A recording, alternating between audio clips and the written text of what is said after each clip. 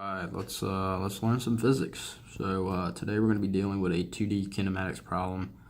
It states a boy throws a rock with a speed of velocity equals 18.3 meters per second at an angle of theta equals 57 degrees over a building. The rock lands on the roof 15.0 meters in the x direction from the boy. We're asked how long was the rock in the air and how much taller in height is the building than the boy, and we're also asked to ignore air resistance.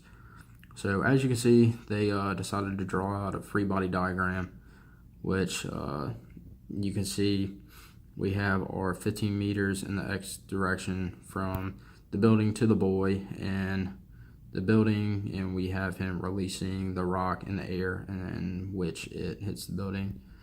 And we're asked to find the height of the building and how long was the rock in the air. So first thing, what do we know from this problem? We can determine that our delta x, which is given already in our formula or in our problem, equals 15 meters.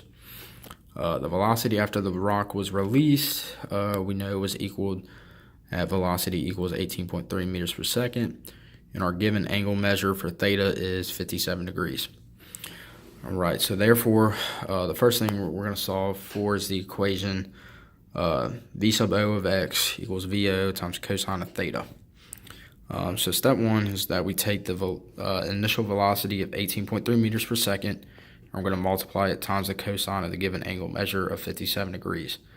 The reason why we take cosine of the given angle measure is because that we're dealing with our x coordinate plane. So anytime we're dealing with anything in our x coordinates, we're going to use the cosine. Anytime we're dealing with y coordinate plane, or our y coordinates I should say, we're going to deal with sine. So therefore we take, like I said, we take our velocity of 18.3, we're going to multiply it times the cosine of the given angle measure of 57 degrees, and we get 9.9669 meters per second. So we're going to hold on to that number, and we're going to come back to it because we're going to use it later in our equation. So for our second part is that we're going to find the same thing that we found in step one, except that we're going to use our y direction, and we're going to take the sine of the given angle measure. Tripping over my words.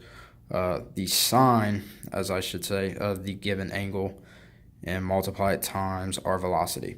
So we get 18.3 times the sine of 57 degrees, and we get 15.3477 meters per second. Alright, so after we solved for both our x coordinate and our y coordinate, we're then going to solve basically for time, our first part of our problem that we're asked to find. So in order to do this, we write out a formula. T equals delta x times v sub o of x. So from this we take our 15 meters and we're going to divide it by 9.9669 meters per second, which was our answer for step one, in which we found the velocity in the x direction. So we get an answer of 1.505 seconds, and this is going to equal the time in which the rock was in the air. So therefore we solve for part one of the problem. Part two is that we're going to solve for the height of the building. So in order to solve for the height of the building, we use the equation delta y equals v sub o of y times t plus 1/2 a sub y times t squared.